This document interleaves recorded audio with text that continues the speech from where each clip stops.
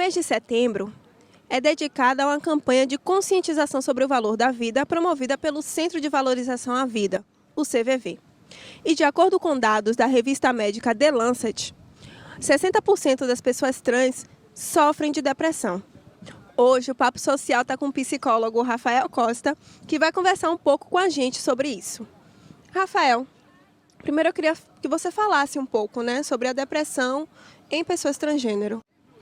Então, falar de depressão tem vários fatores que acabam acarretando nesse processo, seja fator interno, seja fator externo, seja por questões de hormonizações, lembrando que as pessoas trans não existe uma receita para isso, não existe que todas as pessoas trans se hormonizem ou que todas passem pelo processo de mudança corporal, enfim. E tem os fatores, como eu digo, externo, eu trato da questão do âmbito social, eu trago da questão familiar.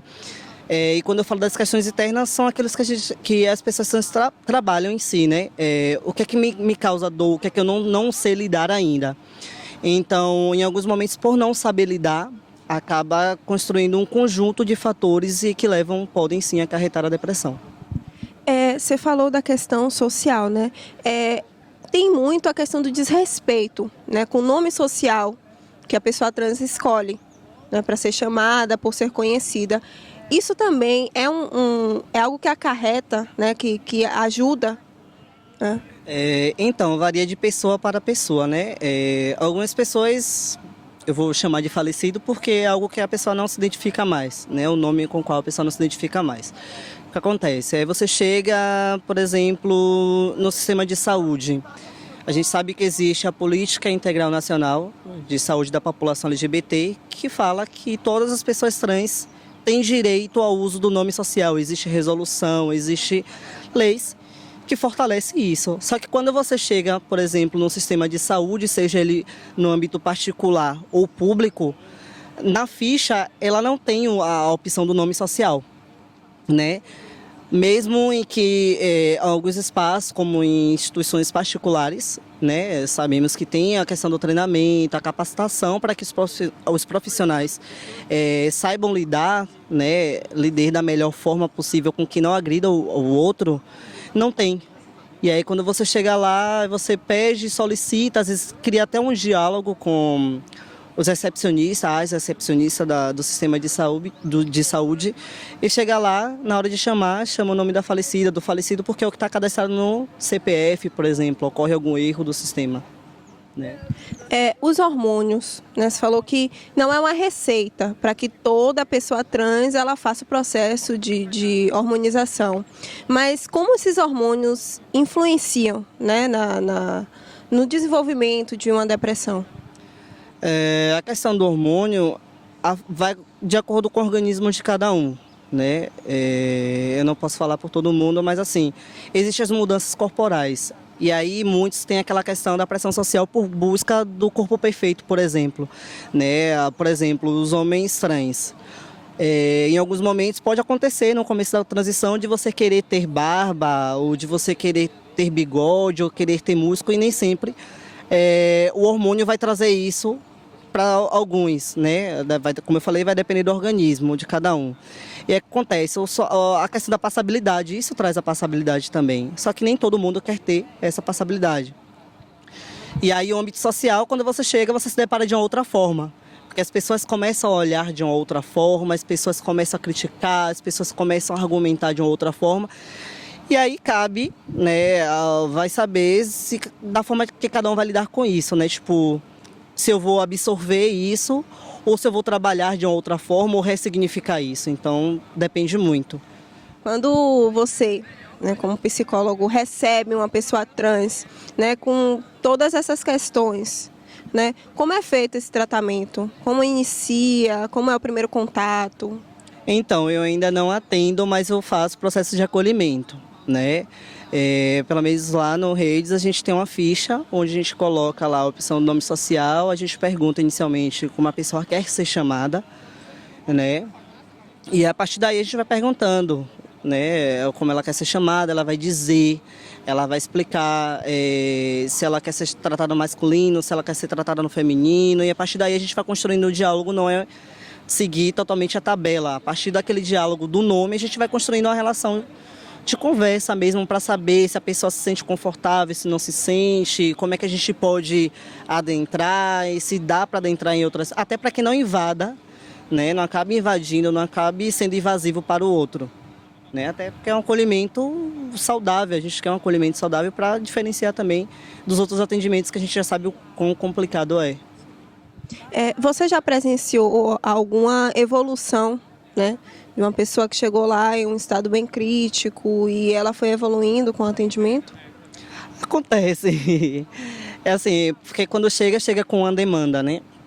Chega com a demanda inicial e a partir daí a gente vai vendo que acontece várias outras coisas. Por exemplo, pode começar somente pela questão do nome e a partir daí ver a questão da relação familiar e isso pode melhorar.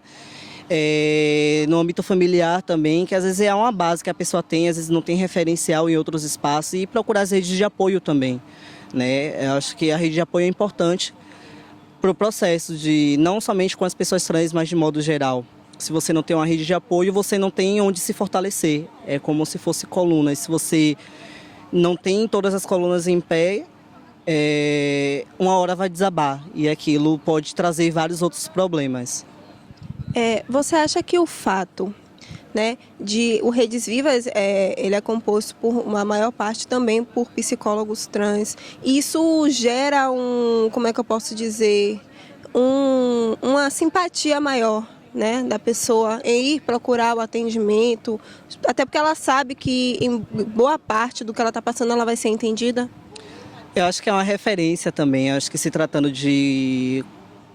da população LGBT e tendo representatividade de pessoas trans, de pessoas, né, gays, bissexuais, acho que isso é uma referência até para causar empatia, né, construção de um vínculo. Acho que é importante você chegar em um serviço e você ver que tem uma semelhança ali, né, e que algo pode ser construído e que algo pode ser partilhado.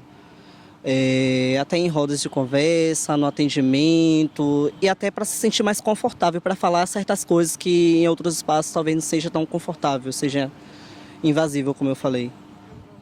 Agora trazendo para a questão familiar que você citou, né?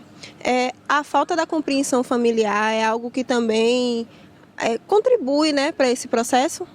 Sim, sim. Por exemplo, pode acontecer de pessoas trans não se aceitam em casa e às vezes ir morar na rua. Hoje a gente tem as casas de acolhimento, né, que é a Casa Aurora, faz acolhimento para a população LGBT em situação vulnerável, onde faz o primeiro acolhimento inicial.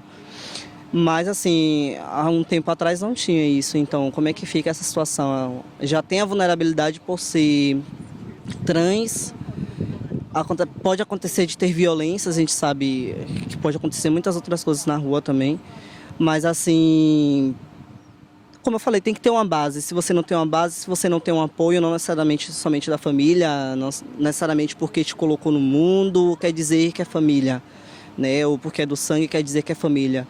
Mas eu acho importante a base, eu consigo perceber um pouco no discurso de algumas pessoas próximas, né, próximas, de que sente falta, às vezes a questão do colo, às vezes a questão de um diálogo, às vezes é uma construção de que você teve por um tempo da sua vida e que aquele vínculo foi quebrado. Então, por aquele vínculo ser quebrado, para você construir um outro vínculo externo, é mais complicado, assim, de construir um novo diálogo, de construir uma nova proximidade, e isso pode desencadear mais para frente, ou a partir daquela quebra de vínculo, né?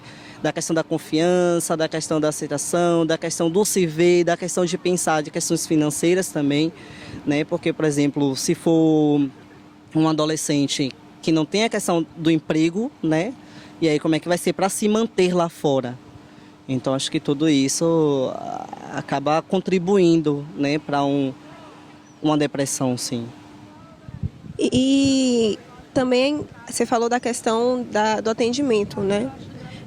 Na saúde pública, principalmente, a gente tem esse problema no atendimento, né, que o nome social não é respeitado, né? E aí já é mais a pessoa a pessoa trans que está buscando atendimento e sofrer com essa falta de respeito com o nome já é mais, né, mais um motivo, mais uma dor, né? E como você acha, né, né, com toda a sua experiência como psicólogo e também por ter o lugar de fala de pessoa trans, como você acha que assim deveria ser, né, esse atendimento? Qual a melhor forma de atender um paciente transgênero que possui depressão por causa de todos esses fatores e muito mais, né?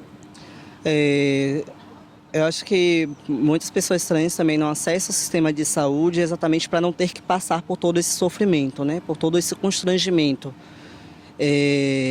Eu acho que o que é importante é convidar as pessoas trans para falar do seu lugar e como gostaria de ser atendido. Porque eu gostaria de ser atendido de uma forma, outras pessoas podem gostar de ser atendido de outras, porque é lidar com as particularidades de cada um. Então, a minha particularidade não é particularidade de outras pessoas. Então, nada melhor do que uma roda de conversa e construir em conjunto, né? Vamos construir em conjunto. O que é que a gente pode dialogar com o sistema de saúde, que é o que deveria acontecer, né? Até para melhor compreensão de que corpos estamos falando, né? Por exemplo, eu posso ter privilégios em alguns momentos por já ter o ensino superior concluído, né? Mas em alguns momentos eu vou estar à margem, porque eu sou um homem trans, eu sou negro e aí vai. Então, em alguns momentos eu estou fora da margem, em outros momentos, a maior parte, estou, né, fora dessa margem. Então, como é que a gente pode fazer para poder conseguir equilibrar com isso? Eu acho que nada melhor é o lugar de fala. De que lugar estamos falando, de que corpos estamos falando, com quem estamos falando, e a partir daí construir em conjunto. Certo. Obrigada, Rafael, pela sua entrevista, né? E aí a gente fica com mais essa questão da conscientização, né? Mais uma conscientização, né, do valor à vida, de como é que a gente deve tratar a depressão, porque a depressão ela é abordada em como tratar em mulheres, em homens, em crianças, em adolescentes, mas o público transgênero, dentro da perspectiva LGBTI, o público transgênero ele é pouco abordado, né? E há diversos relatos de pessoas transgênero que cometeram suicídio por depressão. Então, é mais uma conscientização sobre o valor dessa vida, né? Da vida transgênero. Então, muito obrigada. Obrigado. E hoje o Papo Social fica por aqui.